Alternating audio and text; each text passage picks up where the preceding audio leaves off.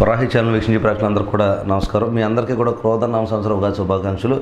ఈవేళ మనం తెలుసుకోబోయే రాశి తులారాశికి సంబంధించి తెలుసుకుందాం. సో తులారాశికి 2024 నుంచి 2025 ఏ రకంగా ఉంటుందో చూద్దాం. ముందుగా ఇందులో ఉన్న నక్షత్రాలు ఏంటి? చిత్త నక్షత్రం ఉంటుంది, స్వాతి నక్షత్రం ఉంటుంది, సో విశాఖ నక్షత్రం ఉంటుంది. సో జనరలైజ్డ్గా ఈ మూడు నక్షత్రాలు చిత్త నక్షత్రానికి ఆల్రెడీ చెప్పుకున్నట్టుగా వైవాహికమైనటువంటి ప్రాబ్లమ్స్ ఉంటాయనేది క్లియర్గా ఆల్రెడీ కన్యలో కూడా చెప్పొచ్చు, తులలో కూడా చెప్పొచ్చు అనమాట.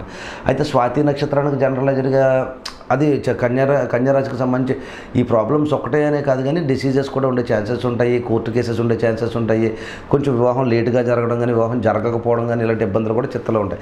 దీనికి సంబంధించి ప్రత్యేకించిన పరిపూర్ణ వీడియో నేను తర్వాత చేసినప్పటికీ కూడా ఎవరైనా చిత్త నక్షత్రానికి ఈ ప్రాబ్లమ్స్ ఎవరైనా ఫేస్ చేసేలాగైతే కింద నెంబర్కి ఫోన్ చేసి అపాయింట్మెంట్ తీసుకునే ప్రయత్నం చేయండి.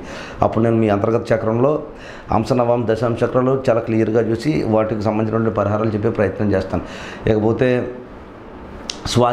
స్వాతి నక్షత్రం జనరల్గా ఎలా ఉంటుందంటే ఇది మామయ్యల దగ్గర పెరిగే, అంటే మామయ్య వాళ్ళ ఇంట్లో పెరిగే చక్రం. జనరల్గా చాలా స్వాతి నక్షత్రాలకే ఫాదర్ లేకపోవడం, ఫాదర్ నుంచి కొంచెం దూరం అవ్వడం, వీళ్ళు చాలా ప్యాషనేటెడ్గా ఉండడం, విపరీతంగా ఎవరినైనా బాగా ఎక్కువగా ప్రేమించడం, చాలా స్టైలిష్గా ఉండాలనుకోవడం, తర్వాత కొంతమందికి ఫాదర్స్ ఉన్నప్పటికీ కూడా ఈ కొంచెం హెవీగా ఉండడం, లేకపోతే ఫాదర్కి వీళ్ళకి కొంచెం డిస్టెన్స్ ఉండడం, ఈ రకమైనటువంటి ఇది ఉంటుంది. అలాగే బ్రదర్స్ నుంచి కూడా డిస్టెన్స్ ఉండడం, బ్రదర్స్ అంటే కొంచెం ఒక్కొక్కసారి బ్రదర్స్కి వాళ్ళకి పడకపోవడం, లేకపోతే బ్రదర్స్ కొంచెం ఫారెన్ ల్యాండ్స్లో సెటిల్ అవ్వడం, లేకపోతే దూర ప్రాంతాల్లో హాస్టల్స్లో చదువుకోవడం, లేకపోతే బ్రదర్స్కి వీళ్ళకి ఆస్తి తగాదాలు ఉండడం, ఇలాంటి జనరలైజ్గా స్వాతిలో ఎక్కువగా చూడొచ్చు అనమాట. లేకపోతే ఏక సంతానాలు అవ్వడం కూడా స్వాతిలో ఉంటుంది. సో ఈ కైండ్ ఆఫ్ ఎన్విరాన్మెంట్తో ఉంటుంది. సో నెక్స్ట్ ఇంకొకటి అంటే దీంతో పాటుగా స్వాతి నక్షత్రానికి ఎప్పుడు కూడా ఫ్యాషన్ ఓరియంటెడ్గా ఉంటుంది. వీళ్ళకి సంబంధించిన కెరియర్స్ కానీ ఇవన్నీ కూడా ఫ్యాషన్ ఫోటోగ్రఫీకి సంబంధించి, లేదంటే కనుక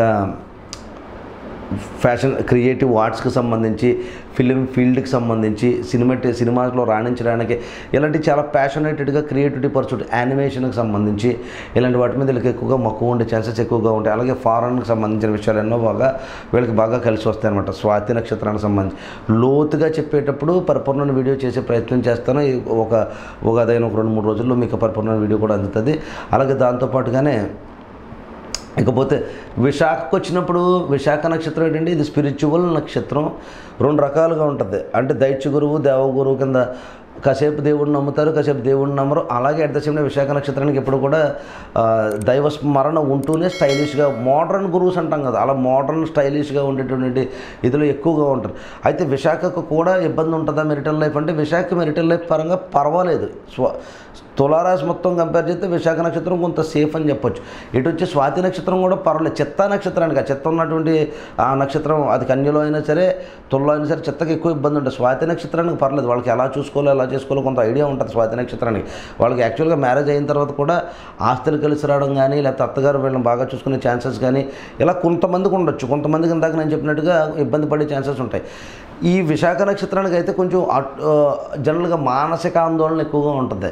ఏదైనా పని చేయాలంటే కనుక వీళ్ళకి విపరీతం నాలెడ్జ్ ఉంటుంది. అన్ని విషయాల్లోనే కూడా పరిపూర్ణమైన జ్ఞానం కలిగినప్పటికీ కూడా ఎప్పుడు కూడా ఆందోళన, డబ్బు కోసం ఇబ్బంది పడడం, ఈ తులారాశి అంతా కూడా ఇప్పుడు టెన్షన్గా ఉండడం, లవ్ ఫెయిల్యూర్ ఎక్కువ అవడం, టెన్షన్ కొనుక్కు తెచ్చుకునే ప్రయత్నం చేస్తూ ఉంటాడు తులారాశి వాళ్ళంతా కూడా. ఎప్పుడు టెన్షన్ ఓరియంటెడ్గా ఉంటాడు. ఎప్పుడు కూడా ట్రబుల్స్కి డోర్స్ ఓపెన్ చేసే రాశిలో ఏదైనా ఉన్నదంటే కనుక ఈ యొక్క 3 నక్షత్రాలు ఉంటాయి.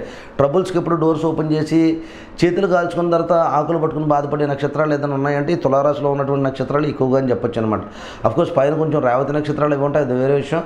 బట్ అలాగే ఈ 3 నక్షత్రాలకి తులారాశికి సంబంధించిన సో వీటి పరిపూర్ణ వీడియోస్ చూడండి. ఒకవేళ ఈ మామూలుగా ఏదైతే నేచర్స్ నేను చెప్పానో ఆ నేచర్స్ కనుక మీకు నచ్చినట్టు అయ్యి అంతర్గత చక్రాలు కావాలనుకుంటే ఈ కింద ఉన్న నెంబర్కి ఫోన్ చేసి అపాయింట్మెంట్ తీసుకుంటే కనుక మీ అంతర్గత చక్రాల్లో అంశ నవాంశ దశాంశ చక్రాలు పరిపూర్ణంగా చూసి క్షుణ్ణమైనటువంటి రెమెడీలు చెప్పే ప్రయత్నం చేస్తాను. అయితే ఇందులో ఇంకా 2024 నుంచి 2025 ఈ సంవత్సరం ఎలాగుంటుంది అని అడిగితే కనుక గౌరవ మర్యాదలకి కొంచెం భంగం కలిగే అవకాశం ఉన్నది. గౌరవ మర్యాదలు ఎందుకు కొంచెం జాగ్రత్తగా ఉండండి. కింద ఆదాయ వ్యయాలు ఏవైతే ఉన్నాయో అవి ఒకసారి చూడండి. ఆదాయ వ్యయాలు జనరల్గా ఎవరికి అంతలాగా ఏం పనిచేయవు. మీరు అనుకున్నటువంటి ఆదాయం లేకపోతే అందులో రాసినట్టు లాసు అలాగే ఉండదు. బట్ ఇప్పుడు గోచారరీత్యా చూస్తున్నప్పుడు కొంచెం అష్టమ స్థానంలో గురుడు సంచారం జరుగుతుంది కాబట్టి కొంచెం ఇబ్బంది పడే అవకాశం ఉంటుంది అని చెప్పొచ్చు అనమాట. అయినప్పటికీ కూడా అకస్మాత్తుకమైన ధనప్రాప్తి కూడా రావచ్చు, అకస్మాత్తుకంగా కీర్తి ప్రతిష్టలు రావచ్చు, అకస్మాత్తుకంగా గవర్నమెంట్ జాబులు కూడా రావచ్చు అనమాట. అలాగే మీరు బాగా జాగ్రత్త పడవలసిన విషయం ఏంటి, ఎల్లప్పుడూ కూడా ప్రత్యేకించి దైవారాధన చేసేటప్పుడు మీ మనసు దేవుడి పట్ల లగ్నం చేసి ఉండాలి తప్పించి మనసు ఎప్పుడు కూడా చంచలలాడుతూ ఉంటుంది ఈ యొక్క తులారాశికి. సో చంచలత్వం కాకుండా మనసు ఎప్పుడు భగవంతుడి మీద లగ్నం చేసే ప్రయత్నం చేయండి. వీలున్నంత మేరకు అన్నదానం చేసే ప్రయత్నం చేయండి. ప్రత్యేకించి కార్తీక మాసంలో, కుదిరితే శ్రావణ మాసంలో కూడా చేసే ప్రయత్నం చేయండి. అలాగే గుళ్ళు గోపురాలకు వెళ్ళేటప్పుడు కొంచెం ప్రదక్షిణలు ఒక 3 కాకుండా 11 ప్రదక్షిణలు చేసే ప్రయత్నం చేయండి. అలాగే ఎక్కువగా గణపతి ఆరాధన చేసుకునే ప్రయత్నం ఎక్కువగా చేయండి. ఇకపోతే శని పంచమానంలో ఎవరైతే స్టాక్ మార్కెట్లో ఇన్వెస్ట్ చేయాలన్న ఆలోచన ఎవరికైతే ఉంటుందో ఈ నక్షత్రాలలో కానీ ఈ రాశిలో కానీ స్టాక్ మార్కెట్ సైడ్ వెళ్ళినప్పుడు ఆచితూచి వెళ్ళడం ఎంతన్నా శ్రేయస్కరం ఈ సంవత్సరం అని చెప్తున్న విషయాన్ని బాగా పట్టుకోవాల్సిన. అలాగే ప్రత్యేకించి స్టాక్ మార్కెట్స్లో అభివృద్ధి పొందాలా, అభివృద్ధి చెందాలనుకున్న వాళ్ళు ఎవరైనా ఉంటే కనుక మీ అంతర్గత చక్రంలో మహర్దశల్లో చాలా దశానాథుడిని చూసి చాలా క్లియర్గా చెప్పొచ్చు అనమాట. సో అంచేత ఎవరికైనా పర్టికులర్గా స్టాక్స్లో నేను రేజ్ అవ్వాలనుకున్న వాళ్ళు లేకపోతే అలాంటి వాళ్ళు ఎవరైనా ఉంటే కూడా జాగ్రత్తగా చూసుకోండి. అలాగే ఈ యొక్క తులారాశికి తల్లికి సంబంధించి అనారోగ్య సమస్యలు ఎక్కువగా ఉంటాయి. తల్లి ఆందోళనకి ఎక్కువగా గురయ్యే ఛాన్సెస్ ఉంటాయి. తల్లికి ఎప్పుడు మనసు చంచలత్వంగా ఉండే ఛాన్సెస్ ఉంటాయి. తల్లి ఇప్పుడు కంగారుగా గాబరాగా పడే అవకాశం ఎక్కువగా ఉంటుంది. సో తల్లి కాదు మీకు కూడా మానసికంగా ఆ రకంగా ఎప్పుడు కూడా టెన్షన్ ఓరియంటెడ్గా చిరాకుగా వెళ్ళే ఛాన్సెస్ ఉంటాయి. కాబట్టి ఈ సంవత్సరం ప్రత్యేకించి మీకు చెప్పేది ఏంటంటే మీకు ధనం ఏదో రకం అకస్మాత్తుగా కలిసి రావడానికి అవకాశం ఎక్కువగా ఉంది. తల్లి యొక్క ఆరోగ్యం మెరుగుపడడానికి అవకాశం ఉన్నది. అలాగే అకస్మాత్తుగా ప్రభుత్వ ఉద్యోగాలు రావడానికి అవకాశం ఎక్కువగా ఉన్నది. కాబట్టి మరొక మాట ఈ స్పెక్యులేషన్ సైడ్ వెళ్తున్నప్పుడు జాతక పరిశీలన చేసుకుని వెళ్ళడం శ్రేయస్కరం. అయితే ఇకపోతే కనుక షష్టమ స్థానంలో రాహు సంచారం, ఎవరైనా విదేశాలు వెళ్దాం అనుకున్నా, ఎప్పుడైనా విదేశాలకు సంబంధించి ఉద్యోగ ప్రయత్నాలు చేస్తున్నా వాళ్ళకి చాలా మంచి కాలం అని చెప్పొచ్చు.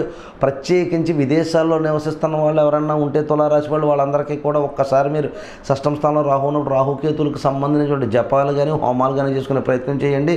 ప్రత్యేకించి 6th హౌస్లో రాహు ఉన్నప్పుడు ఫారెన్ ల్యాండ్స్లో జనరల్గా ఎక్కువగా డెప్స్కి వెళ్ళడం కానీ, ఈఎంఐలు తీర్చలేకపోవడం కానీ, లేకపోతే అప్పులు పుట్టలేకపోవడం కానీ, లేకపోతే అప్పులు కట్టలేకపోవడం కానీ, పైగా అనారోగ్య సమస్యలు వచ్చే అకస్మాత్తుగా అనారోగ్య సమస్యలు వచ్చే ఛాన్సెస్ ఎక్కువగా విదేశాల్లో ఉన్న వాళ్ళకి వస్తాయి ఛాన్సెస్ ఉన్నాయి. కాబట్టి గోచారం ఎంతగానో అంటే కొంతవరకు కొంత పరిమాణంలో మాత్రమే పనిచేస్తుంది. కాబట్టి ప్రత్యేకించి అంటే 2% అవుట్ ఆఫ్ 100% పనిచేస్తుంది. కాబట్టి మీ వ్యక్తిగత జాతకంలో ఒక రాహు సంచారంలో రాహు కూడా అక్కడే సంచరించిన మీ వ్యక్తిగత జాతకంలో గోచారంలో ఉన్న గ్రహాలు ఏ భావాన్ని అయితే సంచరిస్తాయో వాటిని మీరు పట్టుకున్న తర్వాత మాత్రమే అంటే చాలా క్లియర్గా మీకు రెమెడీస్ కానీ అసలు ఈ రాబోయే వచ్చే సంవత్సరమే కాదు ఒక 5 సంవత్సరాల వరకు కూడా ఏ రకమైనటువంటి నిర్ణయాలు తీసుకోవాలో అప్పుడు చాలా క్లియర్గా చెప్తున్నాను. ఎందుకంటే రాబోయే 5 సంవత్సరాలు ఎందుకనంటే గురువు సంచారం 9లో పడుతుంది, 10లో పడుతుంది, 11లో పడుతుంది, అలాగే 12లో పడుతుంది.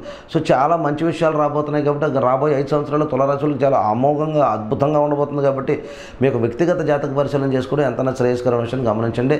సో మీ అందరికీ కూడా మరొకసారి క్రోధనామ సంవత్సరం ఉగాది శుభాకాంక్షలు. అలాగే ఈ వీడియో నచ్చినట్టయితే లైక్ చేయండి, షేర్ చేయండి, సబ్స్క్రైబ్ చేయండి. మరొక రాశితో మళ్ళీ కలుద్దాం. ధన్యవాదాలు. ఉంటాను మరి.